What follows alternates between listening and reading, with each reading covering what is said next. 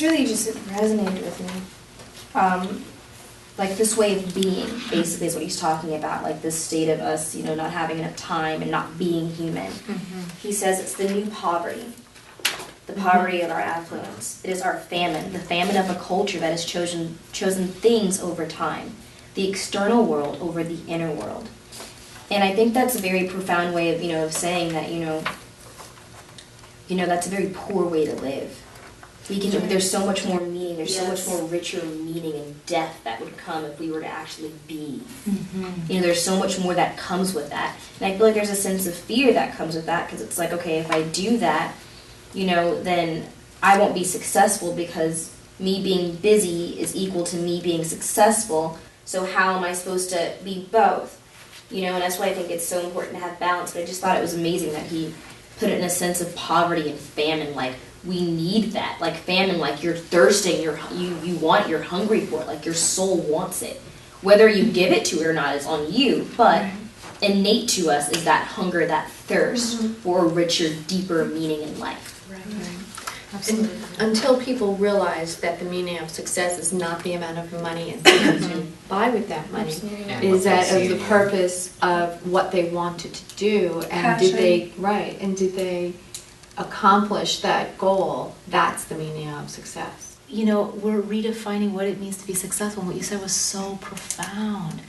Can you imagine if our whole society or educational system, if it was all about self-discovery, right? Like, who are you as a human being? Who are you? What gifts do you have?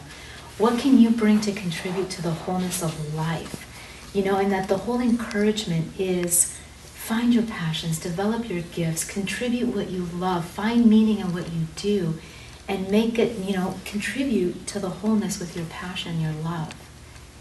And like how fulfilling that is. Imagine the kind of world we would live in if everybody did that. I mean, imagine. Yeah. Can I express an image based on what I've been hearing? Yeah. Like, I just imagine this world of, our modern lives, our now lives, but reincorporating the way things used to be, where we follow a trade and we all support each other and we do what we love. There's so many people that love making cars. We could all have cars and they could still be doing what they love. There's people that love raising livestock. They do that for a living. Right. Why does it all have to revolve around money? Why can't it revolve around what we love and what we want to do? Right. Meaning. And continue to support each other. Yeah. Right. And we're now doing what we love, and we're on vacation, like Gandhi said, and we're supporting an entire nation and world without the stress. You could completely cut out the money, completely. And there are people, by the way, and I want to hear, there are individuals in the right places. There are people in the right places right now, just all over the world, who see the loopholes in the money system, who see the fundamental foundation that is not stable, the game isn't set up for success for all. They see that and they're like, okay, oh yeah, we need to do this. So there are people whose gift is to work with that and bring in something of a higher tone so that we're in balance. And I think all of us are exactly in the right place. Anywhere we are in the right place to bring our gifts to this transformation and this evolution, because we're the ones creating it. And so it's just nice to know that everyone is in the right place. Ms. Jess? Yours then, Jess? Yeah, man, whoa.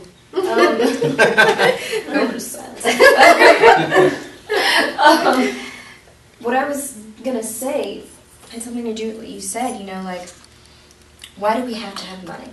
We could cut it out completely. Yeah, and this is what's interesting to me, is because I've been around a lot of rich people, and they like to be rich because it means I'm better than you are. Yet, when they're around someone richer, it's like they don't like the feeling that somebody can demean them because they have more money than them. But I think that's a really interesting dynamic, is that we want that, and we want to be able to say, and this is speaking just from like my experience of being around millionaires, and then they come around a billionaire and it's like a completely different, like, well, like, so I have money, but you get defensive, but it's a it's a really weird dynamic that happens. Like that striving for that, but you're never gonna have enough. You know what I mean? Like billionaires, there's still gonna be someone richer than you, or have more money. You know what I mean? It's just like, and it's a sickness. Like it's terrible to think that way. And it's like, well, how do you not get integrated in that system, you know? How do you just say no, enough, stop, for you, for your own sanity and, you know, your own truth's sake? And he, Needleman says something so crazy. He says, we must seek to become the people we are searching for. And I don't think like, searching for in the sense of, you know, material. I'm talking about like inner, like, you know, you know, we like, I think that we all have our own vibration, and I think that it's unique. And so, you know, like, I might really resonate with your vibration. Like, I don't know why why I like the vibe that we get, but I think that we search for that. Yes. You know, like, you know, certain people's vibration, they click. And I think that that's what we search for innately.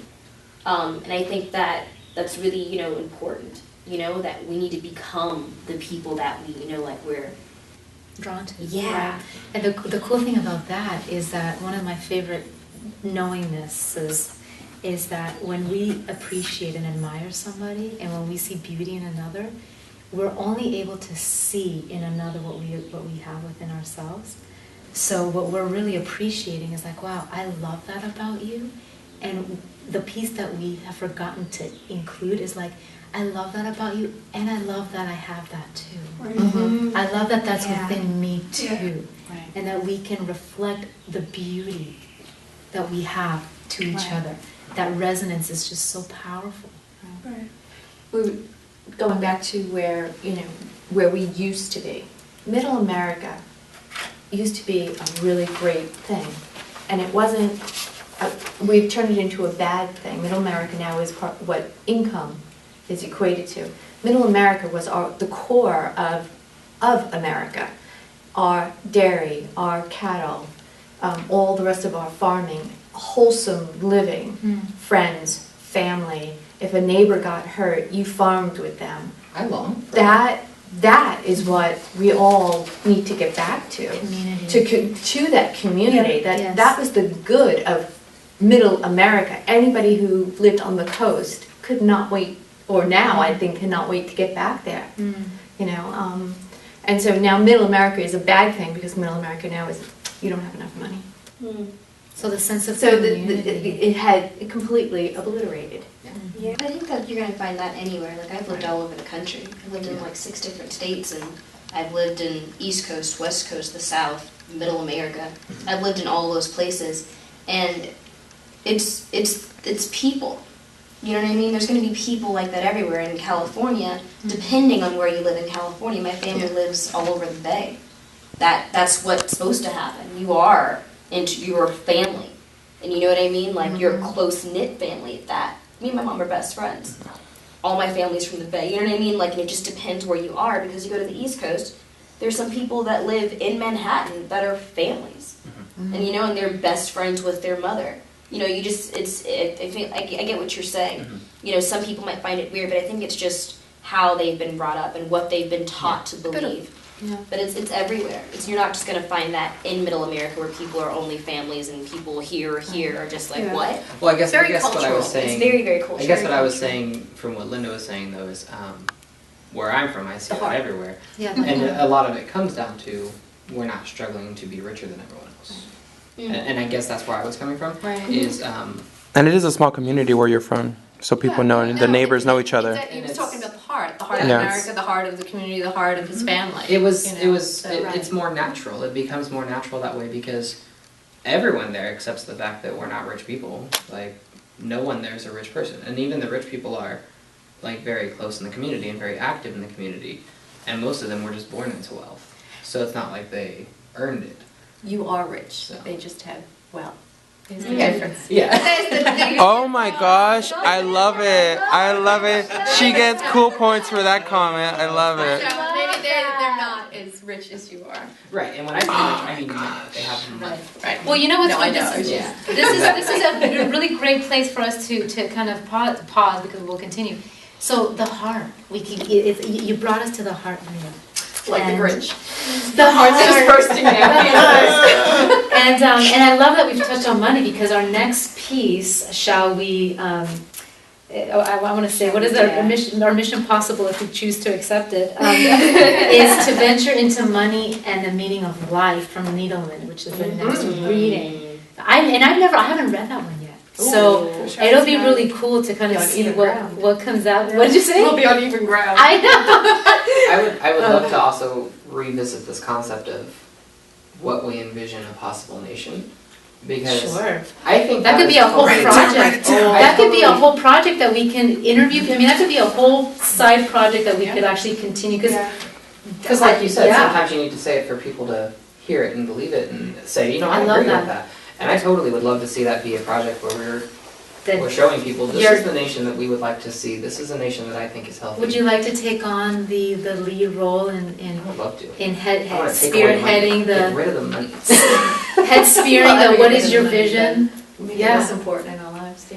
I mean, that's powerful because we can get people from different places tuning in, giving their vision. I mean, you guys can, if you want to spearhead that, that could be, we're creating a space for people to step into a new vision and creating it and we get to shape It's that. it's time to join the past and the future together. Yeah. Like, Yeah. we can move into the future healthy and, grow and have new technology and stuff like that. But we need to incorporate what we've lost from the past. Yes, and it's all within us. Oh yeah, we all long for it. The moment you see it or feel it or remember it, if you've lost it, like, You recognize you it. want it. Yes. You want it immediately.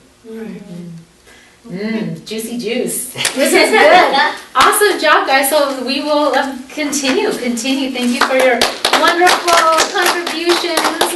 So exciting. So we'll just we'll conclude and then we'll pick up with money and the meaning of life. And I have a couple hard copies for those that don't have them. Would you like to tell us, the viewers, that this is a conclusion?